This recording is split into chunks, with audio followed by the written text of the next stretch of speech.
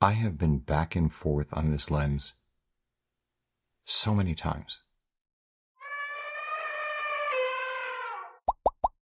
Hey everybody, I'm Hugh Brownstone for Three Blind Men and an Elephant. Welcome to 2020. And today I want to talk about Sigma's purpose-built for mirrorless cameras DG-DN35 1.2 in Leica L-mount, which I've been exploring on my personal Leica SL2 and the long-term Panasonic S1R loaner we have in-house.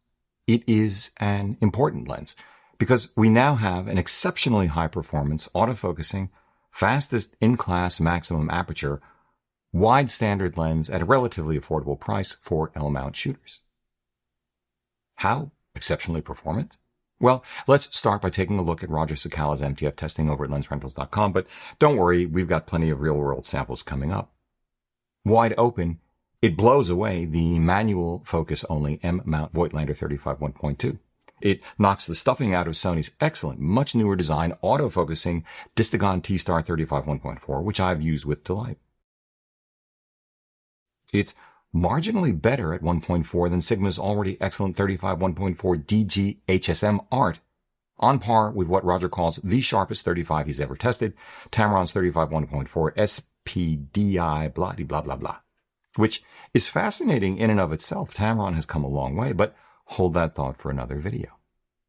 Next, I use the words relatively affordable advisedly.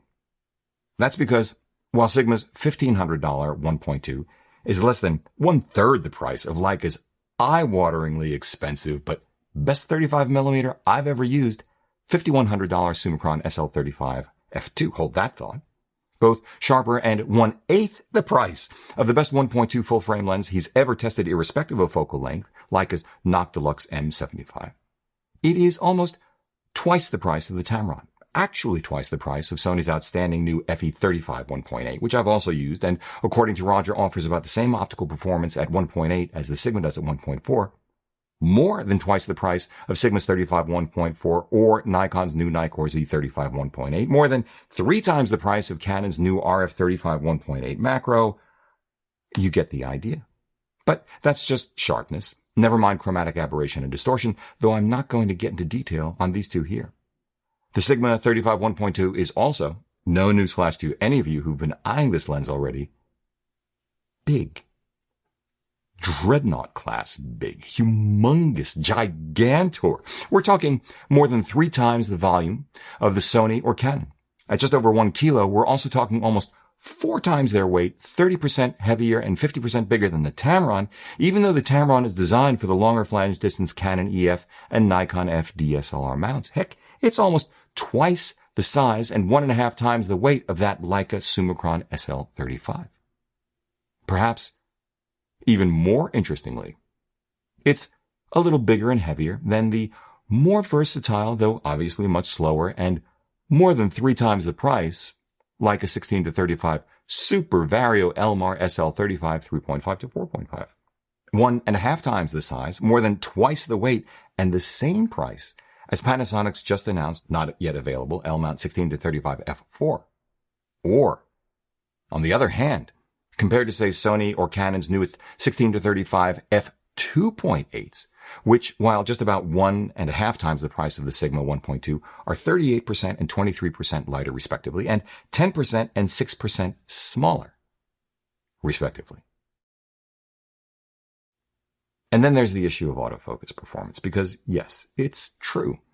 Not only will hybrid phase detect autofocus systems in theory and practice, in my experience, generally yield higher hit rates than the contrast-only autofocus cameras in all current L-mount Alliance partners, as of this video in January 2020, but the Sigma 1.2 is, in particular, in the real world, distinctly more unreliable than even the contrast detect only AF would suggest. This is not simply because lower light or lower contrast scenes are more difficult for contrast detect only systems, nor does it appear to be a difference between my SL2 and the S1R we have on loan, though one can argue the S1R feels a little snappier. It's something about the lens itself in low light and bright daylight. Let me show you what I mean. Like this early morning scene where I gave up using autofocus and switched to the Sigma 45 2.8 I had with me just to check, and no problem with the 45. Or compare it, the way I did, to Leica's Super Vario Elmar I mentioned earlier. I was shocked that the Leica looked so much sharper. The difference was so great that I retested the Sigma a few weeks later, the telltale clue convincing me to do so being the sharpness of the water's surface close to me. Could depth of field be so shallow wide open that a misfocus could cause the problem? Or was it just a bad copy? Well, yeah, the focus point could do it. During the retest, I noticed on the back of my screen that the AF points were jumping all over the place from aperture to aperture at a distance where I wouldn't expect this to be the case. When you do the calculations, sure enough, the depth of field is so shallow that even 50 feet from the sensor plane at f1.2, the image is far from hyperfocal. Hyperfocal distance comes at 121 feet 6 inches. Even at 100 feet, it's still too shallow for the UN to be critically focused. The focus inconsistency was so bad at what I thought was such a slam dunk for any lens camera combination that I was on the verge of giving up on it. Until I pixel peeped and saw that the Sigma was capable of being sharper than the Leica 16-35 when properly focused. I decided to give the Sigma one more go. Thus, it was on New Year's Day 2020, just a couple of days ago here in Philadelphia, that I took it out on my SL2 and learned that in the real world of what I do, using single-point autofocus with either back button focus using the joystick or the too often overlooked focus and recompose technique, that I could achieve optically brilliant results 90+% of the time for street work.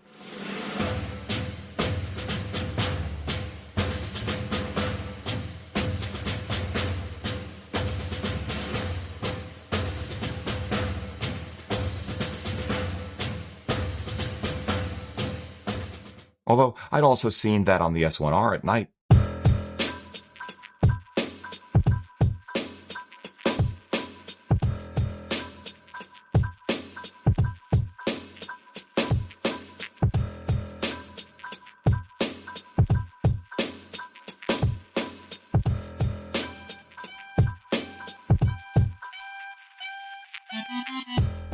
With an admittedly lower, much lower hit rate. In either case, this was well within my personal margin of acceptability. As always, your mileage may vary. I understand.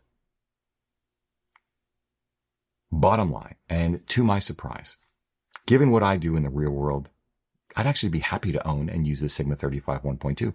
Beyond the stellar image quality I got with sufficient frequency and reliability, this is due in large measure to my discovery that with a wide enough strap to distribute the weight, in this case the 1.8-inch Peak Design SL-BK3 slide strap, and carrying just the one lens body combo, the weight didn't bother me at all. Okay, not that much. Yeah, if I'd been out all day, I'd have probably popped a couple of Advil, but do you need it? Because I also learned that 99% of the time, I didn't need 1.2, and in fact preferred apertures as small as f4. Which leaves us precisely where? What does this mean for you? Well, as always, it comes down to use cases, and budget, and what you've already got. First, how badly do you want or need the extra light gathering or shallower depth of field that the 1.2 offers over the best 1.4, 1.8, 2, or even 2.8 full-frame primes? For me, the answer is not badly enough.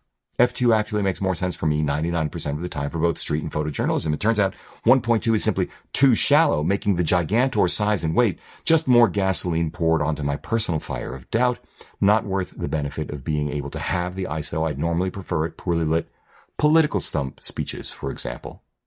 I am happy with this.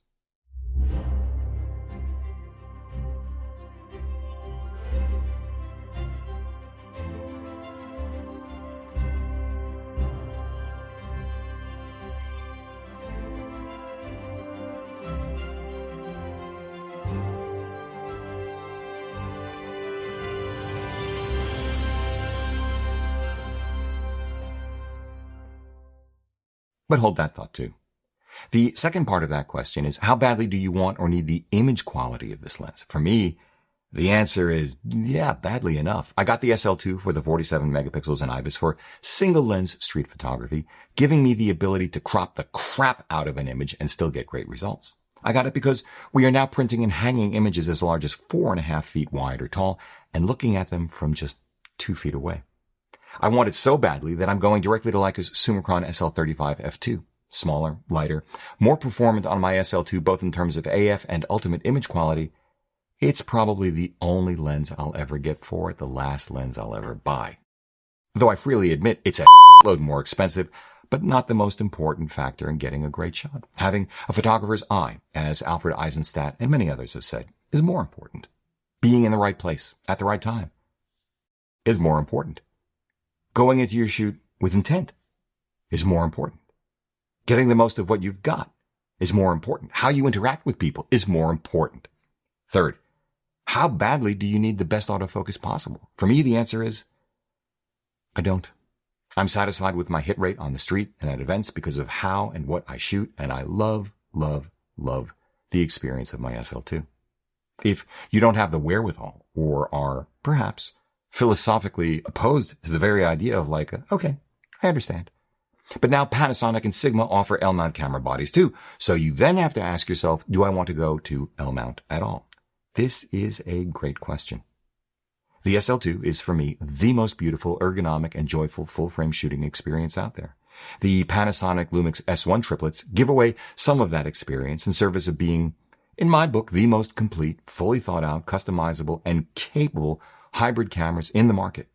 They show in the viewfinder, for just one small example, the focal length of the Panasonic Lumix L-mount zoom lens attached to it, while the SL2 does not.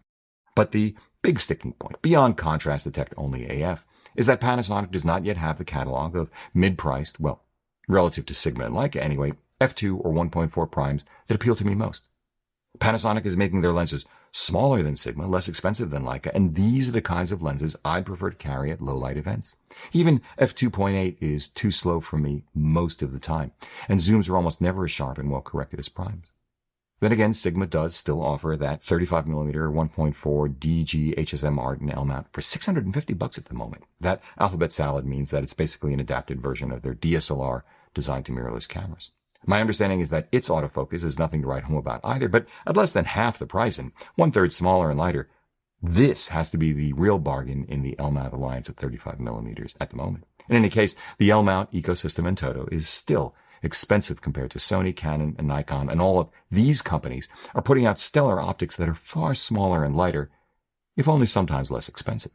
Right now, I'm particularly enamored of the Nikkor Z Prime lens lineup, but it's simply impossible to ignore the primacy of Sony's glass. Yeah. With all of this said, what may be even more interesting to contemplate is what you can achieve with APS-C or even micro 4/3 sensor cameras and lenses. Because those campaign photos were shot either on my SL2, Claudia's APS-C CL, or the Micro Four Thirds Lumix G9 lent to us by Panasonic. I was delighted with all of them. We used our APS-C Summicron TL23 f2 on the SL2 at only 21 megapixels.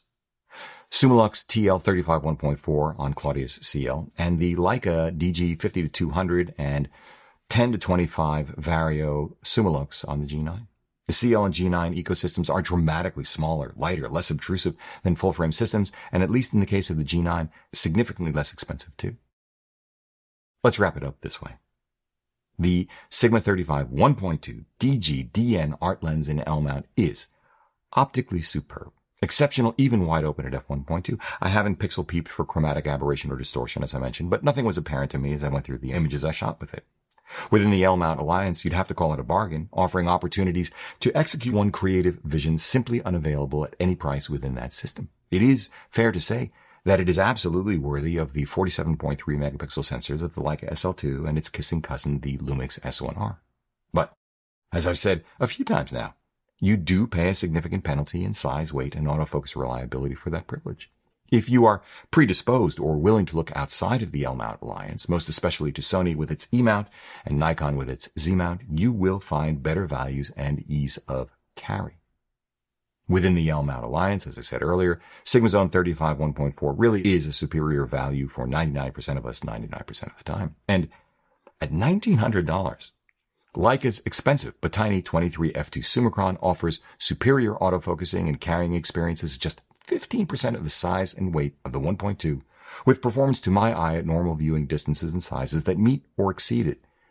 Maximum aperture for maximum aperture. Of course, at that point, you have less than half the pixels to play with. Still, it is a pretty darn interesting thought to leave you with, I think.